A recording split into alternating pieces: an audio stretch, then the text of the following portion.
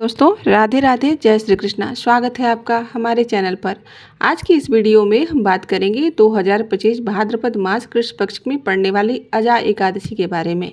अजा एकादशी का व्रत कब किया जाएगा और इसका शुभ मुहूर्त कब बन रहा है, इस दिन पूजन का समय क्या हो रहा है, इस दिन क्या करना चाहिए और क्या नहीं करना चाहिए, तथा पारण किस चीज़ से करना है, इस दिन भगवान के किस रूप की पूजा की जाती है और उनकी पूजा किस प्रकार से की जाती है और किस चीज़ का भोग लगाया जाता है, इस दिन क्या करें क्या नहीं करें। तो आइए जानते हैं इन्हीं सभी विषयों के बारे में। सबसे पहले तो आप सभी को अजा एकादशी की ढेर सारी शुभकामनाएं। आप सभी के जीवन में श्री नारायण और माता लक्ष्मी की कृपा सदैव इसी प्रकार से बनी रहे और आपके घर में सुख समृद्धि की वर्षा होती रहे। वैसे तो प्रत्येक मास के कृष्ण पक्ष और शुक्ल पक्ष की एकादशी तिथि के दिन एकादशी का व्रत धारण किया जाता है। इसी एकादशी या एकादश के नाम से भी जाना जाता है। यह व्रत भगवान विष्णु भगवान श्री कृष्ण को अति प्रिय है। यह सभी प्रकार के पापों को नष्ट करने वाला है। प्रत्येक एकादशी का व्रत अपना विशेष महत्व लेकर आता है। इसी प्रकार से भाद्रपद मास के कृष्ण पक्ष की अजा एकादशी व्रत का विशेष महत्व है, जो कि भक्त सच्ची श्रद्धा के साथ और नियम और निष्ठा से करते हैं। इस व्रत को धारण करने वाले सभी मनुष्यों को भगवान विष्णु और माता लक्ष्मी की पूजा अर्चना करनी चाहिए और व्रत के प्रभाव से उन्हें अश्वमेध यज्ञ के समान पुण्य फल प्राप्त होता है। इस व्रत को करने वाले व्यक्ति को अपार संपदा, पुत्र पौत्र इत्यादि की प्राप्ति होती है। ऐसे व्यक्ति का कोई भी विरोधी नहीं होता है। तो इस व्रत जो भी इस व्रत को करता है वह अच्छे सम्मान प्राप्त करता है। भाद्रपद मास कृष्ण पक्ष की एकादशी तिथि प्रारंभ हो रही है। समय जो कि 18 अगस्त 2025 दिन सोमवार शाम को 5:24 पर और एकादशी तिथि जो कि समाप्ति है वह है 19 अगस्त 2025 दिन मंगलवार दोपहर 3:34 पे। एकादशी तिथि की समाप्ति है तो सूर्योदय व्यापनी के अनुसार सभी जो भी व्रत रखने वाले हैं व्रती वह 19 अगस्त 2025 दिन मंगलवार को एकादशी का व्रत धारण करेंगे।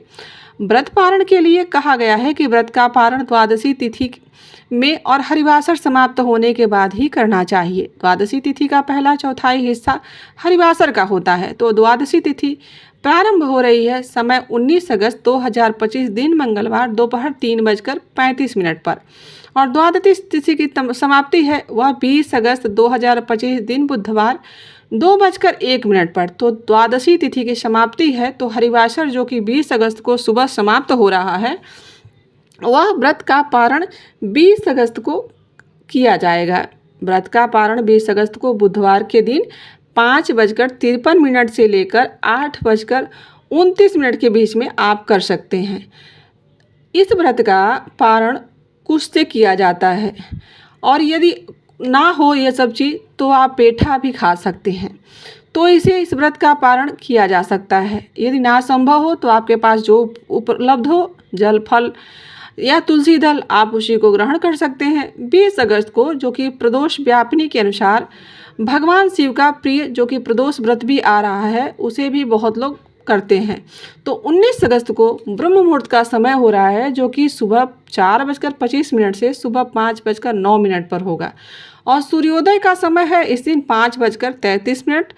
सूर्यास्त शाम को 6:29 पर होगा। 29 अगस्त को राहु काल का जो समय हो रहा है वह है 3:15 से शाम 4:52 तक और 20 अगस्त को राहु काल दोपहर 12:01 से दोपहर 1:38 तक रहेगा। जैसा कि हम आपको हर वीडियो में बताते हैं कि राहु काल एक अशुभ समय होता है। इस समय कोई भी शुभ कार्य या नया कार्य नहीं करना चाहिए। इन बातों का आपको विशेषकर ध्यान जरूर रखना चाहिए। जो भी व्रती हैं पूजा करने वाले उनको शाम को पूजा का समय प्राप्त हो रहा है जिसका शुभ मुहूर्त है 6:57 से रात्रि 8:02 तक। नक्षत्र 19 अगस्त को आर्द्रा नक्षत्र प्रारंभ हो रहा है और रात्रि को यह होगा 1:07 तक और इसके बाद पुनर्सु नक्षत्र हो जाएगा। तो एकादशी तिथि के दिन त्रिपुष्कर योग भी बन रहा है जो कि रात्रि 1:07 तक रहेगा और 20 अगस्त को ब्रह्म मुहूर्त का समय और पारण के दिन जो कि सुबह 4:26 से लेकर 5:10 तक होगा। प्रातःकाल पूजा का जो शुभ मुहूर्त हमें प्राप्त होगा वह 4:48 से सुबह 5:53 तक होने वाला है। इस समय में पूजन आदि का कार्य करके इसके बाद व्रत पारण कर सकते हैं। पारण के लिए चाहिए कि द्वादशी की सुबह उठकर स्नान आदि करके शुद्ध वस्त्र धारण करिए और भगवान का पूजन कर लीजिए। भगवान की आरती करें और उसके बाद ब्राह्मण को भोज करवाएं। यदि ब्राह्मण उपलब्ध ना हो तो आप उनके निमित्त, एक आदमी के निमित्त पूरा भोजन का सामान निकाल सकते हैं। उसके बाद आप ब्राह्मणों को दान दक्षिणा करिए, दे दीजिए यदि ब्राह्मण उपलब्ध हो तो। यदि नहीं है तो आप जो उनके निमित्त सीधा निकाले हैं उसी के ऊपर आप कुछ यथोशक्ति आपके पास हो उतना दान दक्षिणा उस पर रख सकते हैं। इसके बाद आप पुनः समय के अनुसार व्रत का पारण कर सकते हैं। इस व्रत को धारण करने वालों को अनंत फलों की प्राप्ति होती है। इस व्रत के लिए चाहिए कि दशमी तिथि के दिन ही आप सूर्योदय से पहले सूर्यास्त से पहले भोजन कर लीजिए और उसके बाद सात्विक आहार ही ग्रहण करना चाहिए। इस दिन चावल ग्रहण नहीं करना चाहिए। मसूर की दाल, बैगन, कांसे के पात्र में भोजन कदापि नहीं करना चाहिए। पान का प्रयोग भी नहीं करना चाहिए। दशमी तिथि के दिन ब्रह्मचर्य का पालन करते हुए भगवान विष्णु के एकादशी माता का स्मरण करते हुए आप शयन कर सकते हैं। एकादशी के सुबह उठ करके स्नान इत्यादि करके नित्य क्रियाओं से निवृत्त होकर शुद्ध स्नान आदि करके शुद्ध वस्त्र धारण करिए और फिर भगवान श्री नारायण जी को अर्घ्य प्रदान करिए। उसके बाद व्रत का संकल्प लीजिए। भगवान विष्णु से प्रार्थना करिए कि हे प्रभु, मैं आपका यह व्रत धारण करने जा रहा हूँ या जा रही हूँ। आप इसको सफल होने में मेरा सहयोग कीजिए, मुझ पर कृपा करिए। उसके बाद आप भगवान विष्णु से कहें कि एकादशी की रात्रि उपवास कर रही हैं आप और भगवान आपकी इसमें आपको सफल बनाने में आप कृपा बनाकर रखें। इस दिन भगवान को शुद्ध जल से उनका अभिषेक किया जाता है, पंचामृत से भी अभिषेक किया जाता है। फिर उसके बाद आप गंगा जल से अभिषेक कर सकते हैं।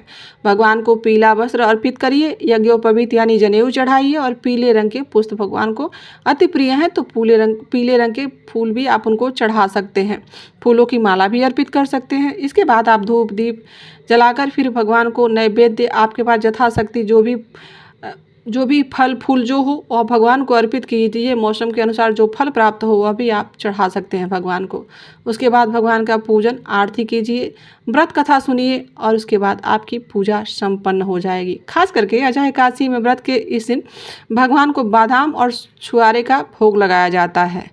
तो यदि आपके पास उपलब्ध हो तो आप इसको ज़रूर भोग लगाइए। भगवान विष्णु को भोग में कोई भी भोग लगाने से पहले उसमें तुलसी दल जरूर डालना चाहिए, वरना भगवान उस भोग को स्वीकार नहीं करते हैं। आप उसके बाद प्रार्थना करते हुए फिर आपकी पूजा संपन्न हो जाएगी। कहते हैं कि इस व्रत को धारण करने वाले को अनंत फलों की प्राप्ति होती है। सब पूजा करने के बाद आप भगवान को आचमनी कराइए। उसके बाद मुख शुद्धि के लिए पान पत्र, लौंग, सुपारी, इलायची इत्यादि भगवान को अर्पित कीजिए। आपके पास यथाशक्ति हो आप दान दक्षिणा भी भगवान को चढ़ा सकते हैं। इसके बाद एकादशी की कथा सुनिए जैसा कि मैंने कहा, और भगवान विष्णु के चालीसा का पाठ भी कर सकते हैं। भगवान की आरती करिए, निराजन करिए और इस प्रकार से भगवान का सुबह और शाम के वक्त दोनों समय विधि विधान से पूजन करिए। रात्रि जागरण कीजिए, रात्रि में भजन कीर्तन करिए और फिर द्वादशी के दिन नियम अनुसार उठकर पूजा पाठ करके फिर आप व्रत का पारण कर सकते हैं। तो दोस्तों, यह थी अजय एकादशी से जुड़ी हुई जानकारी। आशा करती हूँ कि आपको यह वीडियो अच्छी लगी होगी और यहाँ तक बने रहने के लिए आप सभी का दिल से आभार। मिलते हैं किसी ऐसी जानकारी के साथ। अभी के लिए बस इतना ही। राधे राधे, जय श्री कृष्णा।